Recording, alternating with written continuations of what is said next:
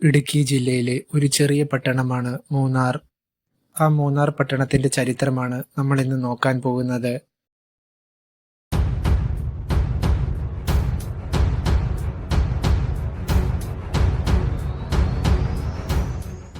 കേരളത്തിലെ ഇടുക്കി ജില്ലയിലെ മനോഹരമായ ഹിൽ സ്റ്റേഷനാണ് മൂന്നാർ.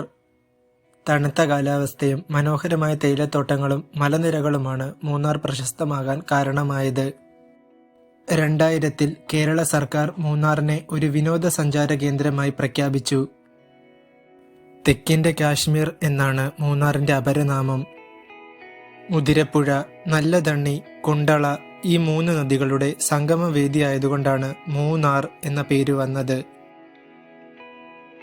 സമുദ്രനിരപ്പിൽ നിന്നും ഏകദേശം 1800 മീറ്റർ ഉയരത്തിലാണ് മൂന്നാർ സ്ഥിതി ചെയ്യുന്നത്.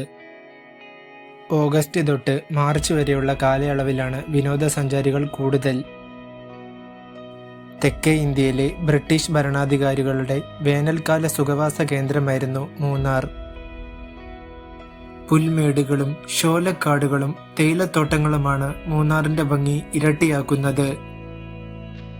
12 വർഷത്തിൽ ഒരിക്കൽ പൂക്കുന്ന നീലക്കുറിഞ്ഞി ശോലക്കാടുകളിലും പുൽമേടുകളിലും നീല നിറം പകരുന്നത് മൂന്നാറിലെ മറ്റൊരു കണ്ണഞ്ചിപ്പിക്കുന്ന കാഴ്ചയാണ്. 2018-ലായിരുന്നു അവസാനമായി നീലക്കുറിഞ്ഞി പൂത്തത്. ഇനി 2030-ലാണ് അടുത്തത്.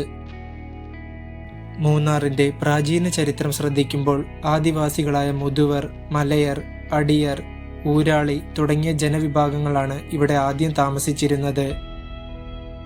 ഈ ഗോത്രവർഗക്കാർ മൂന്നാറിലെ കാടുകളിലും മലനിരകളിലും പരമ്പരാഗതമായ വേട്ടയാടി ജീവിച്ചവരായിരുന്നു. കൂടാതെ കൃഷിയും ചെയ്യുമായിരുന്നു. 19-ാം നൂറ്റാണ്ടിലാണ് മൂന്നാർ യഥാർത്ഥത്തിൽ ലോകശ്രദ്ധ നേടുന്നത്. 1870-കളിൽ ബ്രിട്ടീഷ് ഉദ്യോഗസ്ഥനായ ജോൺ ഡാനിയൽ മൺറോ മൂന്നാറിലെ പ്രദേശങ്ങൾ പര്യവേക്ഷണം ചെയ്യാൻ തുടങ്ങുകയും ഇവിടെ കൃഷി ചെയ്യാനുള്ള സാധ്യതകൾ പരിശോധിക്കുകയും ചെയ്തു. മൺറോ തിരുവിതാംകൂറിലെ മഹാരാജാവിൽ നിന്ന് ഈ ഭൂമിയുടെ പകുതി ഭാവിക്കായി വാടകയ്ക്ക് വാങ്ങി. അതിനുശേഷം ഇവിടെ പ്ലാന്റേഷൻ കൃഷി ആരംഭിച്ചു. ആദ്യം സീസം, കാപ്പി ഒക്കെ പരീക്ഷിച്ചെങ്കിലും പിന്നീടാണ് തേയില കൃഷിയിലേക്ക് ശ്രദ്ധ തിരിച്ചത്. ഇന്ത്യൻ തേയില വ്യവസായത്തിലെ സുപ്രധാന വ്യക്തിയായ AH ഷാർപ്പ് 1880-കളിൽ മൂന്നാറിൽ ആദ്യമായി തേയിലത്തോട്ടം സ്ഥാപിച്ചു. പിന്നീട് British company Kannan Devan tea എസ്റ്റേറ്റിന്റെ വികസനം ഏറ്റെടുത്തു. 1900 കാലഘട്ടത്തിൽ മൂന്നാറിൽ തേയിലത്തോട്ടങ്ങൾ വ്യാപകമായി സ്ഥാപിച്ചു. ബ്രിട്ടീഷ് ഭരണം നിലനിൽക്കുമ്പോൾ തന്നെ മൂന്നാർ കേരളത്തിലെ പ്രധാനപ്പെട്ട തേയില ഉൽപാദന കേന്ദ്രമായി മാറി. ടാറ്റ ഗ്രൂപ്പ് 1964-ൽ ഫിൻലേസ് ഓവർസീസ് കമ്പനിയിൽ നിന്ന് Kannan Devan hill produce company ഏറ്റെടുക്കുകയും നിലനിർത്തുകയും ചെയ്തു. തേയില വ്യവസായം വളർന്നതോടെ മൂന്നാറിൽ ജനസംഖ്യയും വർദ്ധിച്ചു.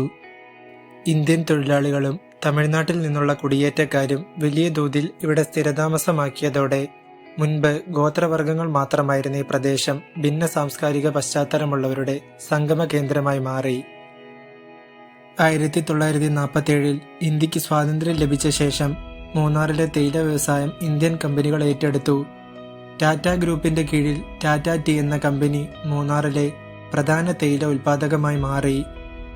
2005-ൽ ടാറ്റ ഗ്രൂപ്പ് തങ്ങളുടെ തേയില വ്യാപാരത്തിന്റെ വലിയൊരു പങ്ക് തൊഴിലാളികൾക്കായി മാറ്റി സ്ഥാപിച്ച് Kannan Devan hills produce company അഥവാ KDHPC എന്ന നവീകരിച്ച സ്ഥാപനവുമായി രൂപപ്പെടുത്തിയിരുന്നു.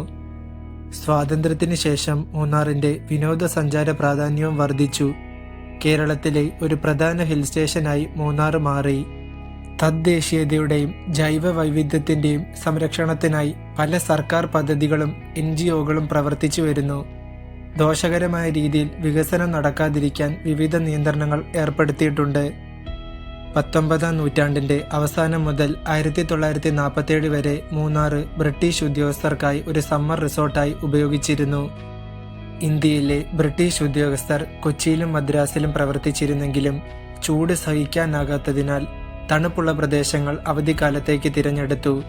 മൂന്നാറിന്റെ തണുത്ത കാലാവസ്ഥയും മലനിരകളുമാണ് ഇവരെ ആകർഷിച്ചത്. താമസത്തിന് ടൈനി മേൽക്കൂരകളുള്ള കൊട്ടാരങ്ങളും വലിയ വീടുകളും ഉണ്ടായിരുന്നു. കൂടാതെ ആന, കടുവ, കാട്ടുപോത്ത് എന്നിവയെ വേട്ടയാടുന്നതും ഇവരുടെ പ്രധാന വിനോദമായിരുന്നു. മാട്ടുപ്പെട്ടി ഡാമിൽ മീൻപിടുത്തവും നടത്തിയിരുന്നു. കൂടാതെ ഗോൾഫ്, ടെന്നീസ്, പോളോ കോഴ്സുകളും ക്ലബ്ബുകളും ഉണ്ടായിരുന്നു. ബ്രിട്ടീഷുകാർ അവധി ആഘോഷിക്കാൻ ഹിൽ ക്ലബ്ബുകളും സ്ഥാപിച്ചു.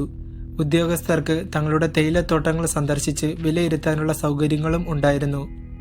1915 മൂന്നാറിൽ ധാരാളം തേയില എസ്റ്റേറ്റുകൾ ആരംഭിച്ചു കഴിഞ്ഞിരുന്നു. 16 ഫാക്ടറികൾ അന്ന് പ്രവർത്തിച്ചിരുന്നു. ചരക്ക് നീക്കത്തിനു വേണ്ടിയാണ് റോഡുകൾ നിർമ്മിക്കപ്പെട്ടത്. മൂന്നാർ ഒരു സ്വർഗമാണ്. പ്രകൃതിയെ സ്നേഹിക്കുന്നവർക്കും ശാന്തത തേടുന്നവർക്കും പച്ച തേയിലത്തോട്ടങ്ങൾ, മഞ്ഞു മൂടിയ മലനിരകൾ, മനോഹരമായ വെള്ളച്ചാട്ടങ്ങൾ, തണുത്ത കാലാവസ്ഥ, ഇതെല്ലാം ചേർന്ന മൂന്നാറിനെ അതിമനോഹരമാക്കുന്നു. കുടുംബസഞ്ചാരത്തിനും ഹണിമൂണിനും മൂന്നാർ മികച്ചൊരിടമാണ്. ഒരിക്കൽ സന്ദർശിച്ചാൽ അതിൻ്റെ സൗന്ദര്യം മനസ്സിൽ നിന്ന് മായ്ക്കാനേ സാധിക്കില്ല.